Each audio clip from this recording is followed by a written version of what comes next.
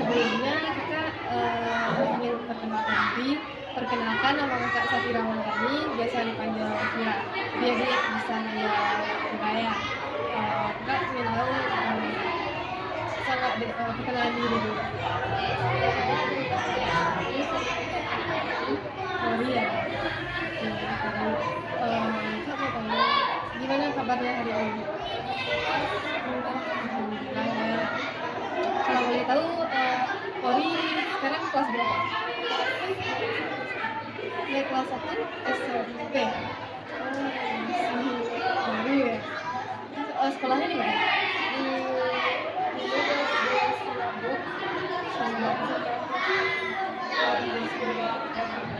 Oh, sekarang di SMP? Di Guru. Sebelumnya kakak bertanya, adik sebelumnya udah pernah melakukan konseling? Belum pernah. Jadi di sini kita nanti akan melakukan konseling. Jadi kakak jelaskan dulu ya, konseling itu adalah layanan bantuan yang diberikan oleh konselor. Di sini kakak sebagai konselor kepada klien. Di sini ada sebagai kliennya. Jadi nanti permasalahan yang adik alami, kakak cari, kak bantu untuk bagaimana cara menyelesaikannya. Dan juga tujuan dari konseling ini supaya permasalahan yang ada alami itu terselesaikan,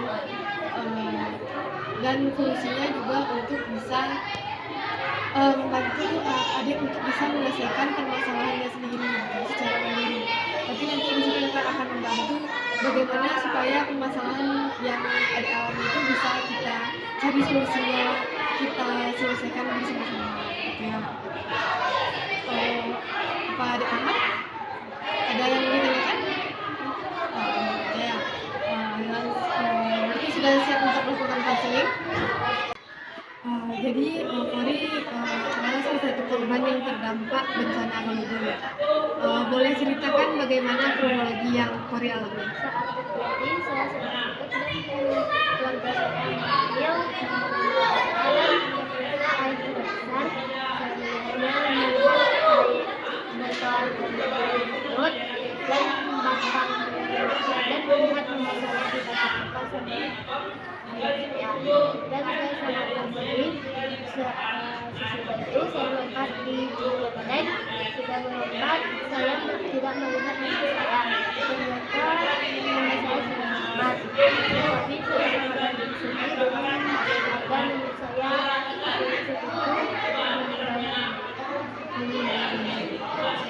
Berarti di rumah Kori sama papa sama mama.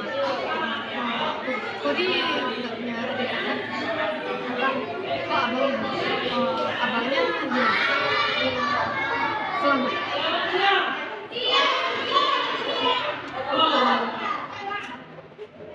Bagaimana? Berarti sebelum Kori tidur itu tidak, bagaimana keadaannya? Hujan lebat atau gimana? Tidak ada, ada tenang dan tidak ada kayak air merasa daun besar.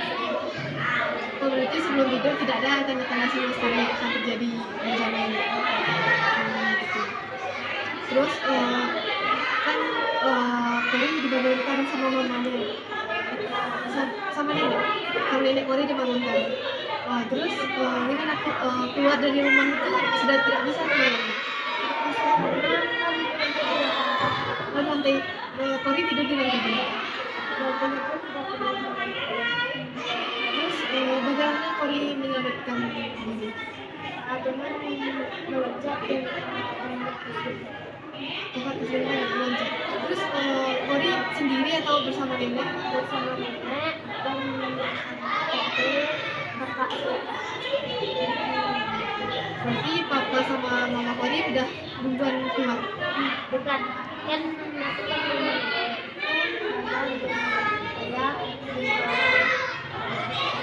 Tadi malam itu tidur di rumah. Jadi pisah rumah malam itu pada rumah. Jadi setelah Kori keluar dari rumah dengan cara melompat, terus setelah itu bagaimana? kan air sudah meluap gitu kan, sudah tinggi, airnya sudah besar. Terus bagaimana lagi? Apa ada orang yang menyelamatkan? Menyelamatkan dengan saya mengambil tolong dan disuruh meloncat menyiapkan lupa dan sebagainya. Udah saya tinggalnya.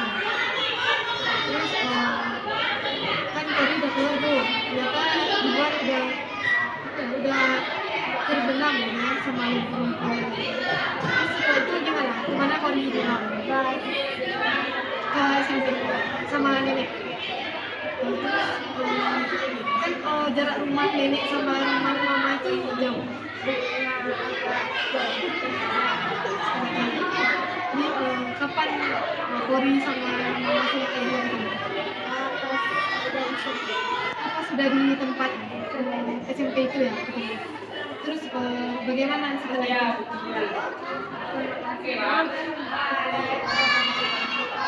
Bersyukur juga ya kalau sudah selamat dari bencana yang dialaminya. Terus sekarang bagaimana perasaan kamu? Kalau di ratingkan perasaan Kori atau kondisi Kori saat bencana itu bagaimana?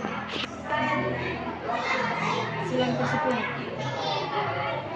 Jadi Kori mengalami trauma, sedih gitu kan. Apalagi waktu malam kejadian itu Kori tidak tidur, tidak tinggal bersama orang tua kan. Sama Kori tinggal sama nenek kan. Nah, jadi di sini kakak membantu untuk mengobati permasalahan atau trauma yang Kori hadapi dengan menggunakan teknik namanya teknik SEF, yaitu spiritual emotional freedom technique. Nah, dalam teknik ini ada 3 tahapan, yaitu yang pertama itu ada setup, yang kedua itu ada tumping, dan yang ketiga itu ada tapping. Nah, di sini kita jelaskan dulu ya. Setup itu adalah nanti Kori rasakan titik yang rasanya sakit sambil membaca ya Allah, saya pasrah, saya ikhlas, saya ridho. Yang kedua itu ada sebenarnya setup itu teknik tahapan setup itu fungsinya untuk menghilangkan atau mengganti hal-hal negatif yang ada di pikiran Kori sebelumnya itu hal-hal negatif yang ada pada diri Kori. Yang kedua itu ada tahapan tune-in. Tune-in itu membayangkan rasa sakit, masalah ke dalam pikiran, fungsinya untuk membuang sampah-sampah atau pikiran-pikiran negatif yang ada pada diri Kori atau permasalahan yang Kori pikirkan terus-menerus. Yang terakhir itu ada tapping. Kita akan melakukan akupuntur namanya dengan membaca aku pasrah, aku ridho, aku ikhlas. Fungsinya agar munculnya hal-hal positif pada diri Kori. Kori paham? Apa ada yang mau ditanyakan? Berarti kita sudah siap melakukan teknik sebelumnya kakak ingin tanya, Kori mau melakukan teknik ini secara mandiri atau dengan kakak? Sama kakak bimbing aja ya? Jadi Kori boleh ambil posisi duduk secara nyaman. Secara nyamannya sudah nyaman? Sebelum kita mulai, di sini kakak contohkan dulu ya, seperti ini. Ambil sebelumnya, ya boleh digunakan dengan membaca ya Allah, aku pasrah, aku ikhlas, aku ridho.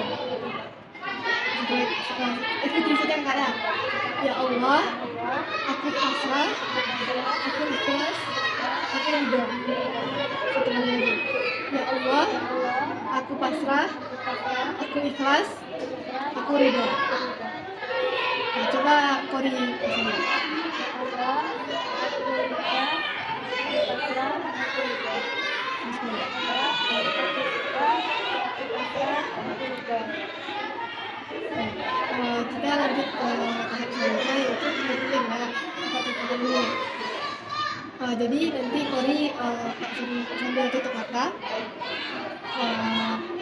Di sini nanti kakak minta Kori untuk tutup mata, terus Kori bayangkan bagaimana rasa sakit atau kejadian pada malam itu, terus sambil Kori membaca.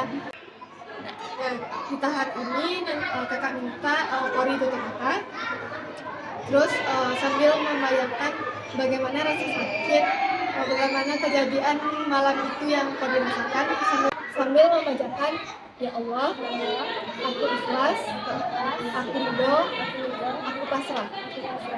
Ya Allah, aku ikhlas, aku pasrah, aku ridho. Satu kali lagi.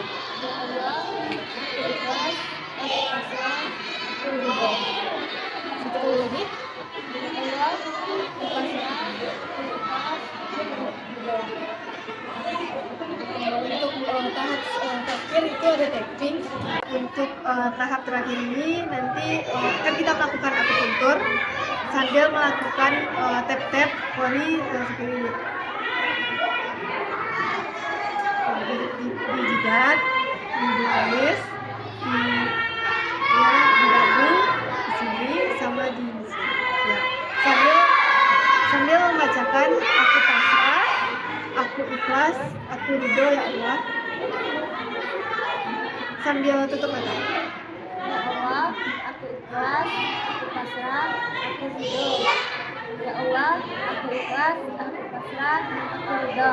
Ya Allah, aku pasrah, aku ikhlas, aku ridho. Ya Allah, aku ikhlas, aku pasrah, aku ridho. Ya Allah, aku ikhlas, aku pasrah, aku ridho. Nah, selanjutnya Kori mengikuti kata saya. Ya Allah, aku ikhlas, aku ridho, aku pasrah. Ya Allah, aku ridho, aku pasrah, aku ikhlas atas semua yang telah aku lalui. Ya Allah, aku ridho atas semua yang aku lalui kemarin. Semoga hari esok lebih baik dari hari kemarin. Bagaimana rasanya Kori?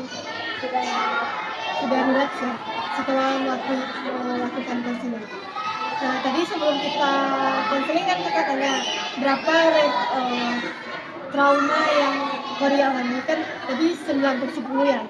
Terus kalau sekarang setelah melakukan konseling berapa rate?